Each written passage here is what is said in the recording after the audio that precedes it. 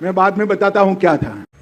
नमस्कार, कैसे हैं आप सभी। तो ये सब दिखाना इनको आपत्तिजनक नहीं लगता। उनके रिलीजियस चीजों पर वो ठेस पहुंचा रहे हैं, कपड़े, हिजाब, तमाम तरह की चीजें। और ये फालतू की चीजें चुनाव जैसे जैसे करीब आता जाता है, कहीं ना कहीं बीजेपी इसको प्रखर करने के लिए as a PM, as a प्रधानमंत्री की लोग अभी अभी ये राहुल बाबा यात्रा कर गए ना भाई।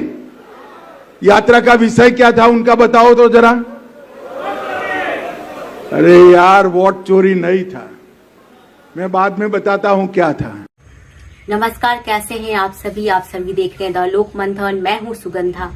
आज हम बात करेंगे बीजेपी के बारे में ही। बीजेपी जो सांप्रदायिकता फैलाने में कोई कसर नहीं छोड़ती, और जैसे चुनाव तकरीबन आता जाता है, निकट आता जाता है, उसकी ये स्ट्रेटेजी जो होती है वो काफी आगे निकल जाती है। आपने देखा होगा अभी जो असम में उन लोगों ने किया, असम में सांप्रदायिकता फैलाने की कोशिश की जा रही है, धर्म के नाम पर जहर फैलाने का काम किया जा रहा है।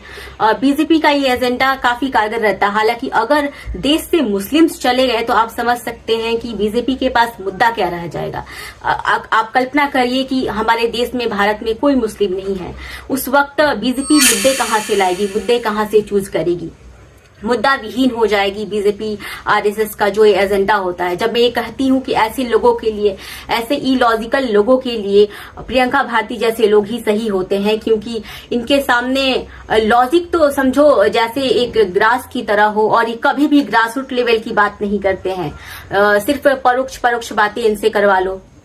और बीजेपी की जहां तक हम बात करें असम को लेकर, तमाम ये वही बीजेपी है जो भगवा कलर की जब दीपिका ने बिकिनी पहनी थी तो उस मामले को इन लोगों ने बयान बना दिया था, विवादित बना दिया था।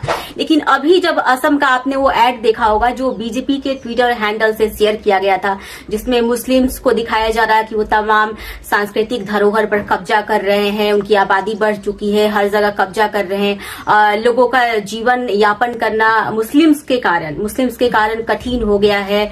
तो ये सब दिखाना इनको आपत्तिजनक नहीं लगता। उनके रिलीजियस चीजों पर वो ठेस पहुंचा रहे हैं, कपड़े, हिजाब, तमाम तरह की चीजें। और ये फालतू की चीजें चुनाव जैसे जैसे करीब आता जाता है, कहीं ना कहीं बीजेपी इसको प्रखर करने के लिए, इसको ज्यादा हाईलाइटेड करने के लिए कोई कसर नहीं छोड़ती है। रही बात बीजेपी की, तो जब हाईकोर्ट का ये बयान आया था कि हमारे माननीय प्रधानमंत्री जी की जो मतलब जितने डिग्रियां हैं उसको कभी भी पब्लिकली नहीं किया जाएगा, ये अवैध है, ये मतलब पर्सनल चीजों पर टारगेट करना हुआ प्रधानमंत्री की निजता का सवाल था। तो ऐसे में कैसे वो अवैध प्रवासी बता रहे किसी को बिना ये जाने समझे मुस्लिम्स को अवैध प्रवासी बताना कहाँ तक लाजमी है, कहाँ तक सही है।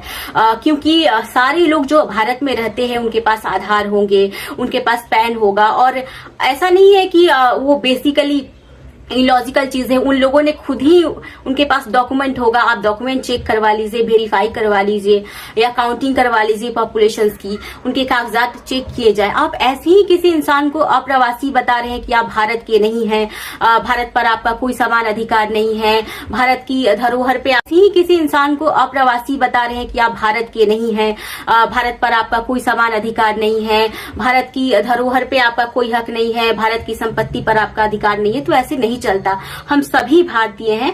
होता है बार बार इनको धर्म ही दिखता है, क्योंकि कोई एक नई चीज वो नहीं ला पाते। मुद्दों को अगर पीछे दरकिनार करना हो तो सिर्फ धर्म के नाम पर करते हैं, या प्रधानमंत्री जी अपनी पर्सनल चीजें दिखाने लगेंगे, अपनी माँ के बारे में, या अपने घर के बारे में, या अपने जीवन के बारे में।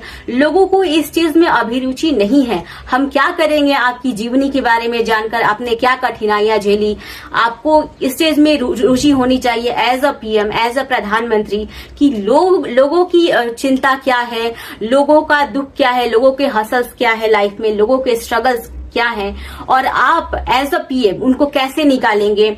ना कि आप सिर्फ अंबानी अडानी के धरोहर बनकर रह जाएंगे। आपने देखा होगा कि अभी ही एक बयान आया था जिसमें अगर आपने अडानी का नाम दिया तो आप अडानी का नाम नहीं ले सकते। जिस एक पत्रकार ने अडानी को एक्सपोज किया था पेड़ वाले मामले में, तो उनका कहना है कि नहीं, अडानी का आप नाम नहीं ले सकते। और तमाम जो यूट्यूब चैनल्स जो स्वतंत्र पत्रकार हैं उन लोगों ने इस वीडियो को कवरेज बनाया, तमाम चीजें आलोचनात्मक रवैया अपनाया। तो उनका कहना था कि नहीं, अडानी का नाम हटा लीजिए और आप किसी भी जितने भी यूट्यूब चैनल्स के वो वीडियो थे अडानी से रिलेटेड कहीं ना कहीं उसको हटाया गया और चैनल्स से उस वीडियो को डिलीट करवाए गए या तो चैनल्स गिराया गया। ये कहां तक सही है? अगर आप एक अच्छे सरकार हैं, आपको आलोचना की आदत होनी चाहिए। और रही बात कॉर्पोरेट की चापलूसी की या तमाम बिजनेसमैन की चापलूसी की, तो बीजेपी वो बकायदा करती है, क्योंकि अगर बीजेपी ये नहीं करेगी तो बीजेपी आईटी सेल्स के पास पैसे कहां से आएंगे और वो ऐसे एजेंडे कहां फैला पाएंगे। अभी बिहार में मैंने अमित शाह का भी एक वीडियो देखा जिसमें वो मंच से पूछते हैं कि अभी राहुल जी का एक यात्रा हुआ था, आप लोगों को उसका नाम भी नहीं पता होगा। वो ऐसा कहकर ये बताना चाह रहे थे कि जनता को राहुल में कोई रुचि नहीं है या राहुल मुद्दों को लाने में, जनता के मुद्दों को लाने में बिल्कुल असक्षम है। बट ऐसा नहीं था। बाहर से आवाज आती है, जनता के बीच से आवाज आती है कि नहीं, हमें उस यात्रा का नाम याद है, वोटर अधिकार यात्रा था।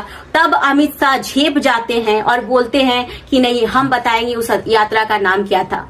तो बीजेपी को लगता है कि जनता उनकी एड्स जो वो पीआर चलाते हैं, तमाम तरह की आप वेबसाइट्स देखेंगे, यूट्यूब चैनल्स देखेंगे, वहां बीजेपी नमो नमो होता रहता है। तो उनको लगता है कि नहीं, जनता अंधी हो चुकी है, क्योंकि मेन मीडिया जो मेन स्ट्रीम मीडिया होती है कहीं ना कहीं बीजेपी ने उस पर कब्जा जमाए हुए रखा है और वो वही दिखाते हैं। उनको लगता है कि जो हम दिखा रहे हैं लोग यही सोच रहे हैं, लेकिन कहीं ना कहीं लोग अब ये समझ चुके हैं और मेन स्ट्रीम जो मीडिया है उससे लोग भाग रहे हैं।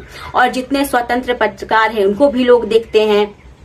तमाम रवीश कुमार जैसे जो चैनल से जो ईमानदारी से आलोचना करते हैं, चाहे वो सरकार की हो या विपक्ष की हो या लोगों की बातें हो, उनको भी देखने लगे हैं। तो सरकार का ये रवैया ज्यादा दिन नहीं चलने वाला।